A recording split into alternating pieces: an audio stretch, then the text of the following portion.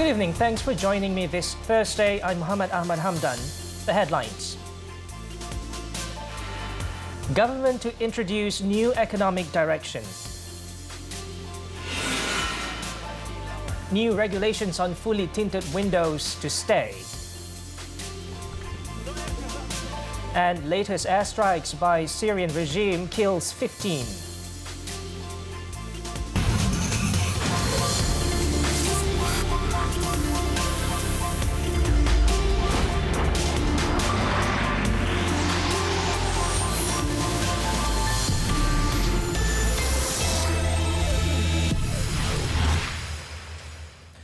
We'll begin the bulletin with this story. The new regulations on fully tinted rear car windshield and windows will stay, despite protests from various quarters, including the police. Transport Minister Anthony Loke Siu Fook said today that there will be no U-turn on the move, as his ministry has taken into consideration everyone's views before changing the ruling. At a media conference today, the minister said the findings of a workshop organised in 2014 had also been taken into account, in which the police also contributed their views. He added his ministry also amended the ruling based on international regulations. It also falls under the jurisdiction of the Transport Ministry, and any amendment to the ruling was in accordance to the Road Transport Act. Changes that we have made is along with the views and suggestions at that time. It's not that a major change. It's just for the rear seats and rear windows. So we have taken into consideration all the views, including MIRAS. Of course, MIRAS is part of our agency. They sit in our post-cabinet. They have given their views. Of course, we respect their views. That's why, as far as the front window and the driver's window, we do not change anything. On Tuesday, Loke announced that private car owners will be able to enjoy darker window tinting, as the Road Transport Department will now allow zero visible light transmission for rear side windows and rear windshield. He said the move was expected to generate income for the government, adding that from 2011 to 2018, some 20,000 cars were allowed darker tinting, but had not generated any income for the government. So that is the reform that we are making, to make the process in JBJ more transparent, and at the same time raise some revenue for the government. The updated regulations under the Motor Vehicles Prohibition of Certain Types of Glass 1991 came into force yesterday. 3 loan sharks were sentenced to 8 months in jail by the Petaling Jaya Magistrates Court today. They were given the prison time after pleading guilty to a charge of threatening a trader last March. 30-year-old Tan Zai Hong, together with Kevin Chin Tek Leong and Caroline Anna Normadia, were jointly accused of threatening the 61-year-old man by splashing red paint at his apartment in Petaling Jaya. The trio were ordered to serve the jail term from the day of their arrest on March 11. Meanwhile, at the Sessions Court, the trio were charged with another count of setting the trader's apartment on fire on March 20th. Both Tan and Kevin pleaded not guilty, while Caroline claimed not to understand the charge read out to her before Judge Awanida Afandi. The offence provides a jail term of up to 15 years and fine if found guilty under Section 435 of the Penal Code. The court set May 29th for remention of the case. 4 men, including a Datuk Seri, are being sought to facilitate investigations into an attack on an entertainment outlet on Jalan Klang Lama, Kuala Lumpur last Friday. Kuala Lumpur Police Chief Datuk Mazlan Lazim is calling for all the suspected individuals to surrender immediately. The individuals have been identified as Datuk Seri Lu, Cho Chai alias Hong Chai, Derek and Bakhtiar Rahim. Preliminary investigations revealed that the attack was the result of a fight that had happened earlier on the same day at the entertainment centre in Cheras. So kita sedang siasat lanjut ni tentang motifnya. Dipercayai dikatakan melalui satu perempuan ni yang menjadi rebutan. Cemburu lah ni. Cemburu. From there dia nak tunjuk kekuatan kumpulan dia. Dia kata dia ada kumpulan, ini pun ada kumpulan. Jadi from there dia tunjuk kekuatan. Itu sebabnya berlakunya kes begini. Police have also arrested 14 suspects aged between 26 and 47, believed to be members of Gang 21 from Ampang, who are now in remand.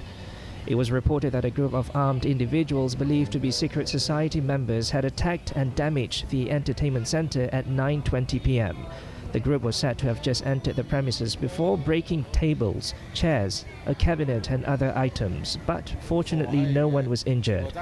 Police said the entertainment center owner incurred losses of about 200,000 ringgit from damages due to the attack.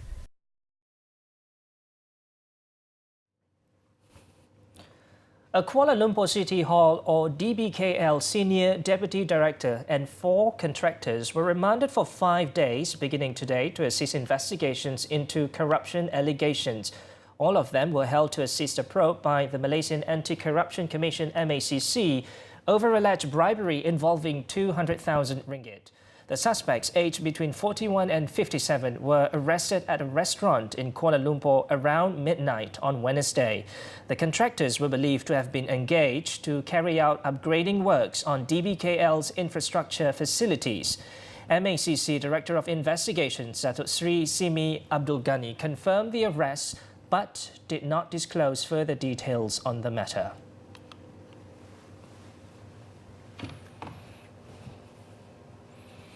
Moving on, the government will introduce a new economic direction for the country to ensure that the people will enjoy shared prosperity while resolving the current economic quagmire. Prime Minister Tun Dr. Mahathir Mohamad said the initiative will adopt the shared prosperity approach by increasing the people's purchasing power and eliminating the income and wealth gap between classes, regions and extreme disparity in supply chain.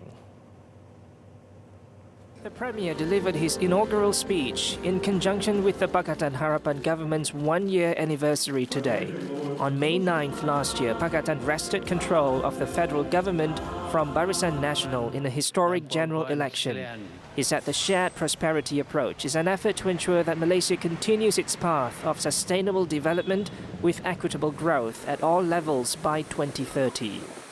The economic model will create a sense of harmony and stability for the people in a unified nation that is without prejudice and celebrates the racial and cultural diversity. Kemakmuran bersama tidak harus diukur dengan KADNK yang tidak memberi banyak makna kepada rakyat biasa. Kemakmuran bersama seharusnya dinilai kepada apa yang dimiliki oleh rakyat seluruhnya dari segi gaji dan nilai pendapatan isi rumah, pemilikan aset kewangan, fizikal dan simpanan, penyertaan dalam rantaian bekalan, nilai jurang antara bandar dan luar bandar dan pelbagai komponen pengukuran lain yang dapat mengukur bahawa kemakmuran bersama ini telah dikongsi oleh semua rakyat secara adil dan saksama. To achieve this, the Prime Minister has outlined 7 strategic thrusts, which are required to achieve the shared prosperity goal by 2030. Among them, restructuring and improving the business ecosystem, generating new growth sectors, enhancing talent reformation and national resources, as well as improving the labour market and employee income. Tun Dr. Mahathir also said the country has a responsibility towards the less fortunate, marginalised and low-income group. As such, policies and programs towards a more comprehensive social well-being should be strengthened based on the need-based principle of the economy, as the country does not want any group to be left behind. Meanwhile, Tun Dr. Mahathir said the Pakatan government has fulfilled 39% of its pledges in its first year of administering the country. The performance was measured through the progress status of 464 initiatives, which are policies and specific actions mentioned in each pledge. Pencapaian ini juga menunjukkan komitmen kerajaan untuk membina negara dan memenuhi harapan rakyat. Kita ada 4 tahun lagi untuk memastikan semua janji-janji tersebut dapat dilaksanakan dan kita yakin kesemuanya akan tercapai dalam mandat pemerintahan kita sebelum mandat pemerintahan kita berakhir. Tun Dr. Mahathir also took the opportunity to lambaste previous leaders, especially former Prime Minister Datuk Sri Najib Razak, for all the problems faced by the current administration. He said the government is aware that many people are not satisfied and had accused Pakatan of failing to fulfill several pledges contained in the manifesto. The Premier explained the level of damages were huge when Pakatan took over the government and that its priorities shifted from fulfilling the pledges into putting out fire mode.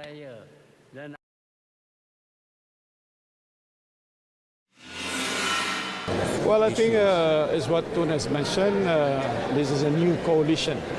Of course, there is a lot of things that need to be done to make it more cohesive, more inclusive, and those narratives that we need to prepare are not just common, but those are the things that is agreeable by all.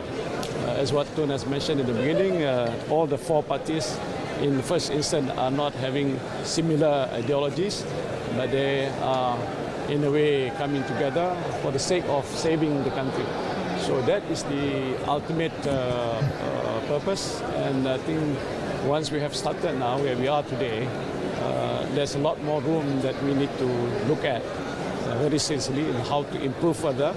And I think once everybody is agreeable to that, I don't think that will be a matter that is of concern in the long term. Looking at the latest statistics, the FDIs and also DDIs are very positive. So that shows the level of confidence is back in the system, and we should be able to retain the targeted growth for 2019. Yeah. All the mega projects, we want to set our priorities right, because at that point of time we don't have the capacity to continue with these projects. But now, alhamdulillah, the economy is back on track, and we should be able to continue with some of the major infrastructure projects that will benefit the rakyat. Ya, kita 1 tahun ini banyak saya sebut tadi menampung lubang-lubang yang dikorek oleh mereka. Dan tahun yang kedua ini kita akan mula memacu dan melangkah ke hadapan. Neither Malaysia Rail Link Sdn Bhd MRL nor the government have claimed the savings of 21.5 billion ringgit from the improved East Coast Rail Link ECRL project, which was derived purely from an element of overpricing. In a statement today, MRL said this was not the basis of the negotiations with the Chinese government. Instead, Malaysia entered into negotiations on a cooperative basis to find ways and means to reduce the cost of the ECRL without losing the essence of the rail network. It also said both countries chose to enter into negotiations in a spirit of diplomatic goodwill, with the aim of achieving construction of the ECRL at a lower cost. The statement was to clarify a recent opinion piece by a columnist published online. Reiterating the Prime Minister's announcement on April 15th, the company added the government had to work within the constraints of the existing engineering, procurement, construction and commissioning agreement of the project. The government was also faced with a choice of either renegotiating the agreement or pay a hefty termination cost of 21.78 billion ringgit.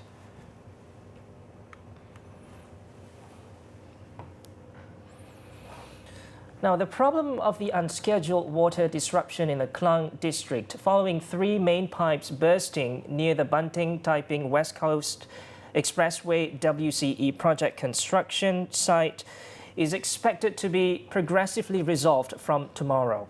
Water, Land and Natural Resources Minister Dr. Xavier Jayakumar said the Pengurusan Air Selangor Sdn Bhd contractor was working around the clock to carry out pipe repair works, which had been completed 35% as of yesterday.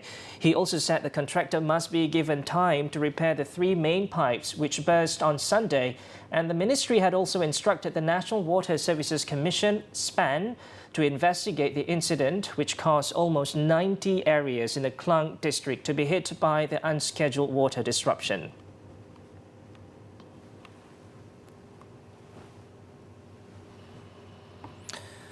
The Defence Ministry had in February said it lost more than 500 million ringgit from several land swap deals.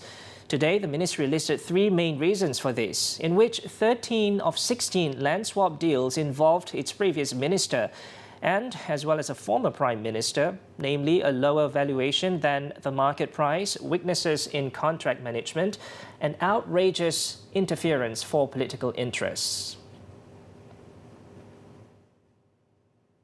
In a statement, the Defence Ministry or MINDEF said based on the findings of the report by the Governance, Procurement and Finance Investigating Committee, government land was transferred before the projects were completed. It also said violations and non-compliance of regulations, contract terms, and government standard operating procedures were among these weaknesses. There was also no careful planning in the implementation of the projects, which caused its objectives not to be fully realized. The statement came after Defence Minister Muhammad Sabu presented in Parliament the findings of the report from the committee led by former Auditor General Tan Sri Amrin Buang on the land swap deals. The Defence Ministry said it welcomed the recommendations of the committee and several measures had been taken to ensure the government did not suffer further losses. An investigation was conducted between July and December on the 16 land swap projects of the Defence Ministry under the BN government. A total of 2,933 acres of land is involved in the 16 land swap deals, and ownership of some of the lands has been transferred. The land is said to be worth 4.8 billion ringgit, and the cost of the projects is 4.9 billion ringgit. Coming up, hit and run leaves 2 teens dead. Details next.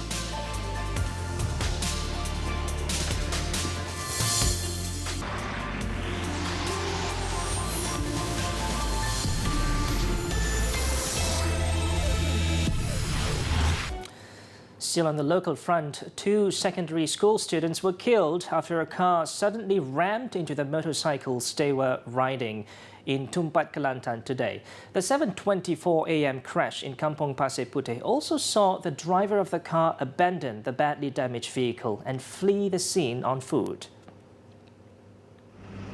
Police said the Honda Accord had swerved to the opposite lane after the driver lost control of the vehicle, which led to the crash. Nur Asmida Eliana Abdullah died on the spot, while her friend Siti Nurhanim Alia Hamid, who was riding separately, was pronounced dead at the Tumpat hospital. The deceased, both 17, along with Nur Asmida Eliana's younger sister, Putri Balkis Abdullah, were on their way to school at SMK Cabang 4 when the crash occurred. 13-year-old Putri Balkis suffered serious injuries and is now being treated at University Science Malaysia Hospital in Kubang Krian. Tak ada jumpa sebab kita bawa balik kerja. Jadi pukul 7. Ya tu hari pukul 7 pagi. Saya sampai rumah 7.20. Dia skala tu pokcik pergi atas semua. Jadi pagi tadi tu dia minta nak pergi sendiri lah. Dia kata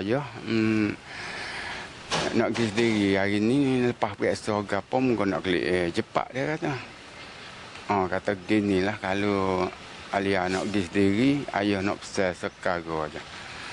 Alia bawa motor molek. Tu ya ayah nak pesan. Sebab kaya nak kelik mudah. Police are still hunting the unidentified driver whose wrecked vehicle was found stalled 150 meters away from the crash site. The case is being investigated under the Road Transport Act for causing death by reckless driving.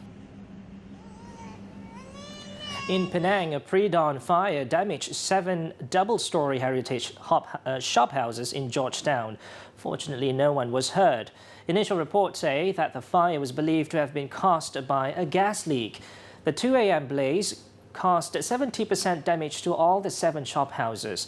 The Penang Fire and Rescue Department said the fire only broke out on the first floor of the building block. The operations to put out the fire ended at 5:08 a.m.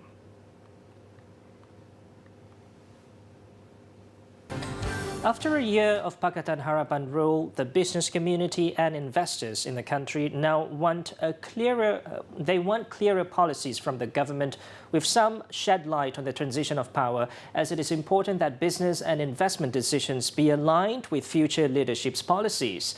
The The government also have delivered about 1/3 of their promises, most notably the swift move to abolish the Goods and Services Tax (GST). However, for the business community and investors, there is still room for improvement. Once the certain areas of uncertainty, especially with the succession planning, the government must be clear to see who will lead us, because this is the second year of Tun Mahathir and this is his final year. So if there is a timeline and a smooth handing over to the incoming Prime Minister, Anwar Ibrahim, then it will remove a lot of uncertainties. For us as businessmen, we need that certainty. That's why a lot of policy is not unclear, the first. Second is a lot of policy when announced, U-turn back. So it will make the industry feel insecure. There's no direction. So we hope whatever decision government need to make should work closely with the industry. Those we can workable policy with the industry, with joint force. Government should work with industry.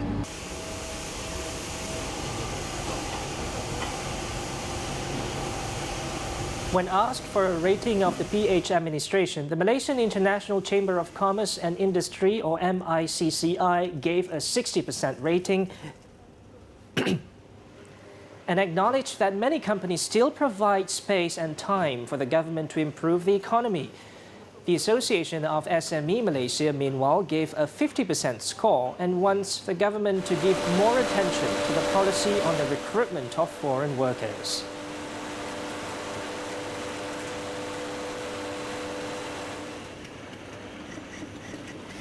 Coming up, 15 nabbed for smuggling petrol from Malaysia. Details next.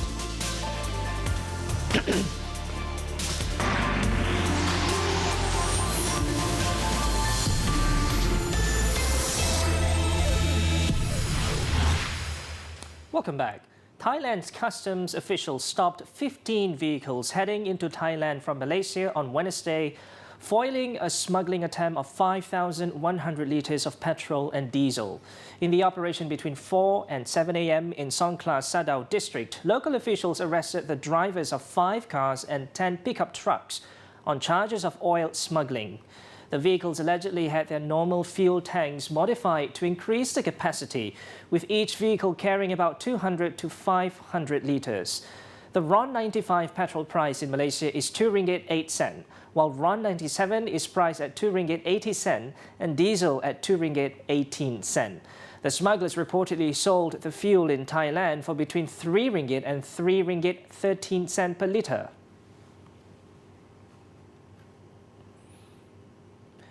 Ten people were killed in Syria's northwest Idlib region on Wednesday in airstrikes by Syrian President Bashar al-Assad's regime and his Russian allies. The attack is allegedly an effort to cripple rebel groups in the area, as they were said to be preparing to launch fresh attacks against government forces. Many of the casualties, however, were civilians, including children. It also comes after a deal was reached with Turkey to set up a de-escalation zone in the war-torn city. Using their MLRS launcher, the Syrian army hit Al-Qaeda's former Syrian branch Hayat Tahrir al-Sham near the Idlib-Hama axis. However, the attacks also hit surrounding hospitals and schools, which the European Union has heavily criticized. Apart from the civilians, 18 rebels and 9 regime fighters were killed in the air raids. Despite the deal reached with Turkey, al-Assad's Russian-backed regime has been stepping up bombardments there in the past few days, many of which have killed dozens of civilians. The UN Security Council will be converging on Friday to discuss the effective solutions to the escalation. Now, more than 150,000 people have fled fighting in the northwest in just 1 week between the end of April and the first week of May. Hundreds of vehicles carrying the belongings of civilians are making their way to the north of the province, where 3 million refugees live off humanitarian aid. Over 180 people have been killed in the devastating bombing campaign by the regime over the last week.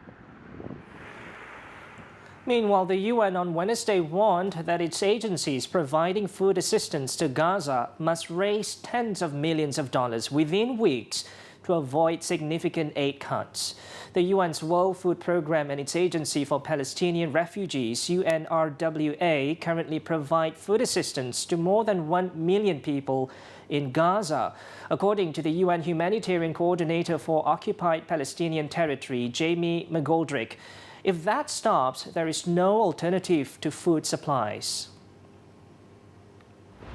With the grave funding crisis, the UN and its agencies need to raise money fast to be able to make a looming order for the food needed for the remainder of the year.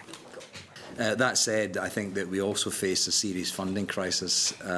We right now, of the humanitarian response plan that goes out every year, we ask for 350 million, and we're only around 14% funded, and we're almost halfway through the year.